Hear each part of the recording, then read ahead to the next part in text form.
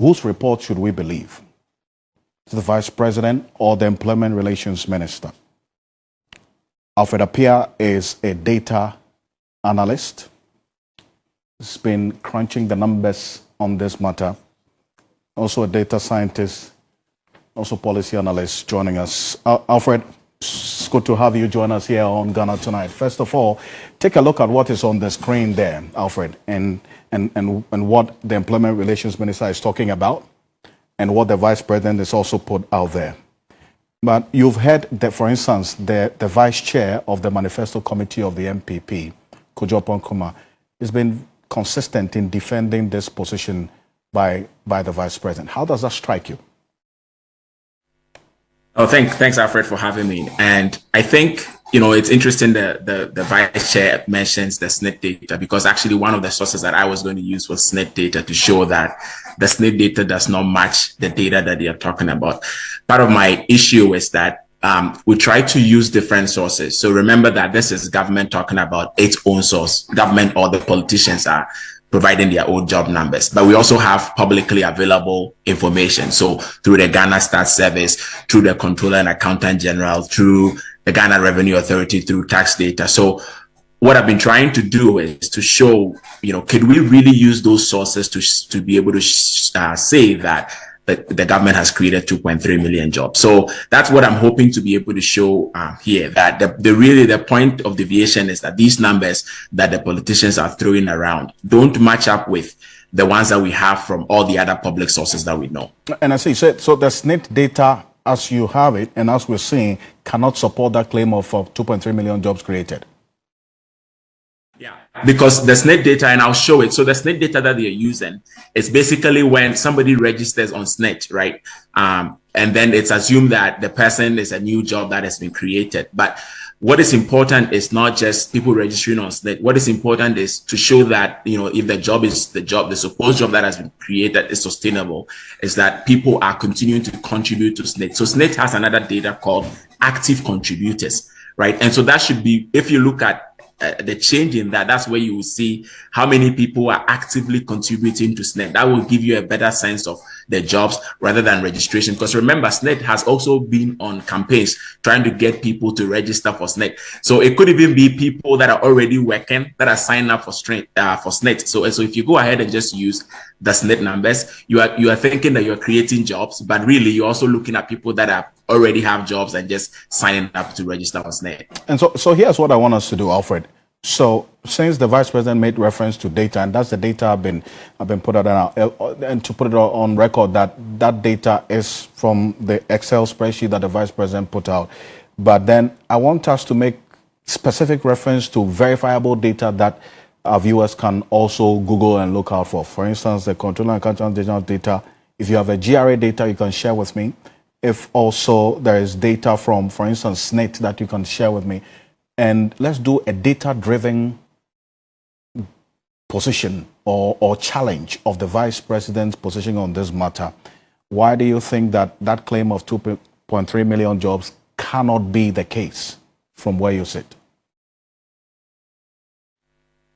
Sure. So I'm going to share my screen and then I can show you. So like I mentioned, so the number that we've been told is 2.3 million jobs. So we're going to look at that and try to use these different sources to see if we can get something close to that.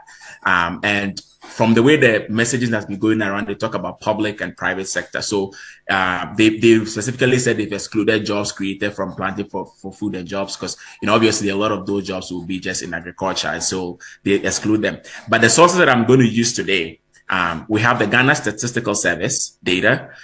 We have data from the Controller and Accountant General Department. And when this conversation started and people were citing the Controller and Accountant General Department, people were saying that some, people, pro-government people were saying that the CAGD doesn't pay everybody. And so there are some public service jobs that are outside of that. And that is true. But I would also show that even when you take into account the ones that are outside of the core public service, it still doesn't add up to the numbers that we are being told. I'll also talk briefly about GRA data because, again, the expectation is that if people are getting jobs, and these jobs are, good jobs, or good, at least good quality jobs, we should be seeing them paying taxes, right? That should be reflected in the revenue data as well. And then also SNET, which we talked about. So briefly, two sources, because the Ghana Statistical Services uses surveys a lot for some of these stuff, right? And so in 2015, there was the labor force survey that was done. And in that survey, we found out that the total number of employed people over that time frame was about 9.3 million people. Now, fast forward to 2022, we now have what is called the annual household income and employment survey.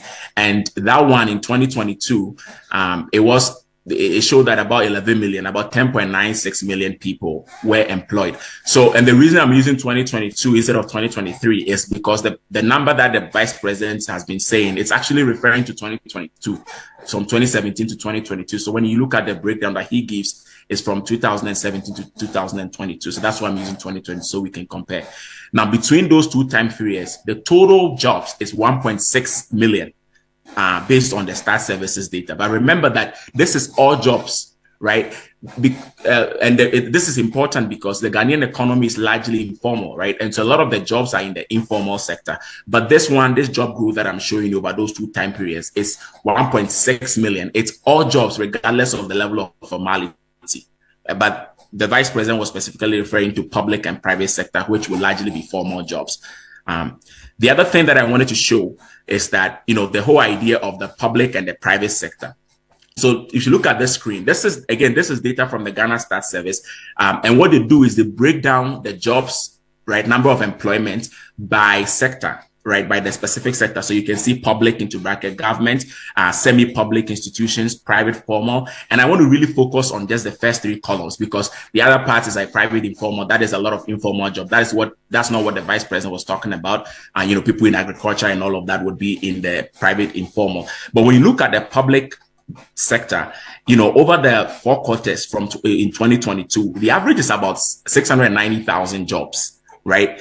And then when you look at the private formal, it's also around 940,000. Now, don't get confused, because this is the total. This is as of, right? So it's not like this is just the jobs for 2022. This is people. I come to you, I ask you, are you employed? It doesn't matter what time what time period you were employed, right? So this could be people that were working before this government came to power. This could be people that were working before 2017. And this could be people that are also in that period. But this is total.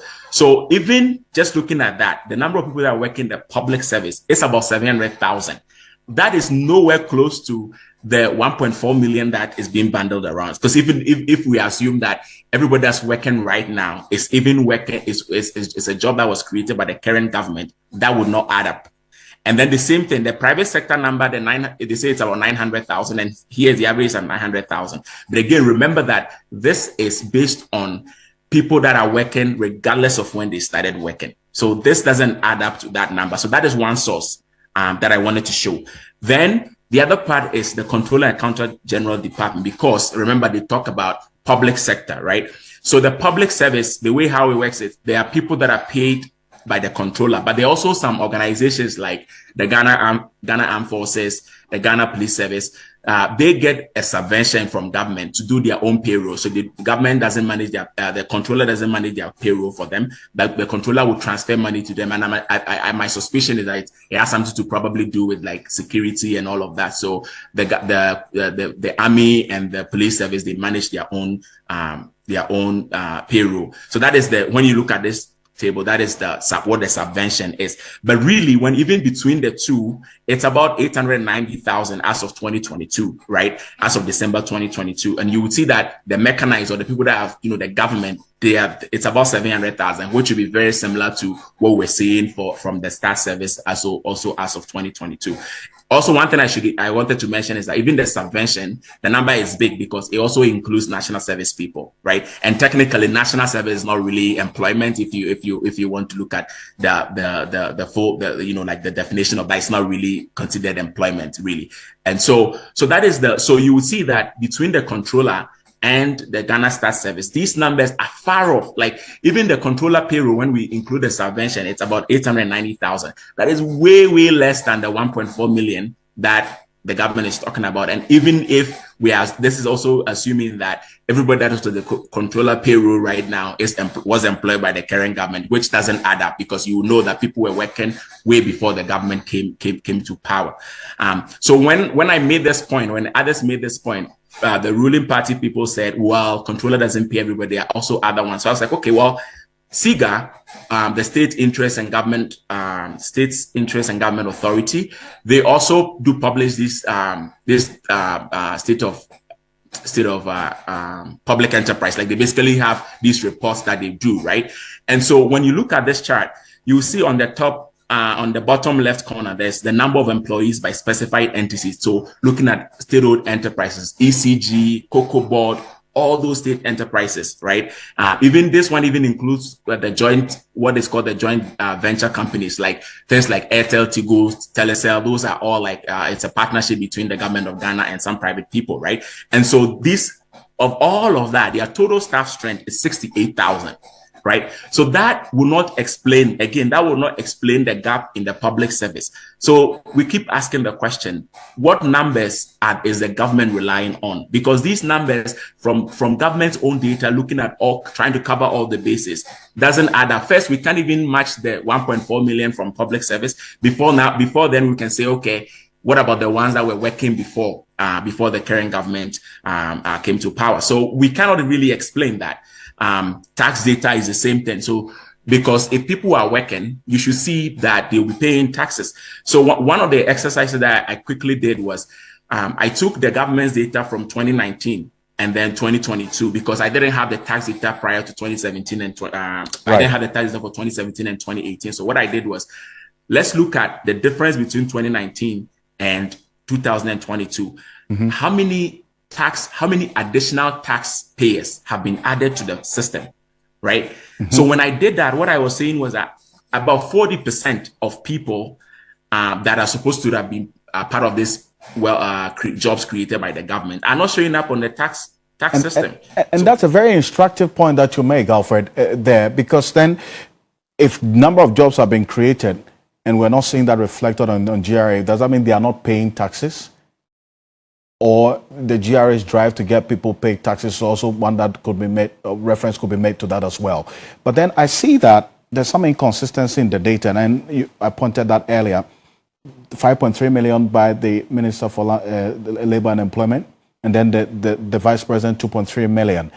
If we have to go by the Vice President's 2.3 million, just for the sake of this conversation, this was first made in 2022, as you have just stated as well. So between then and now, is that to say that over the last almost 3 years, no jobs have been created?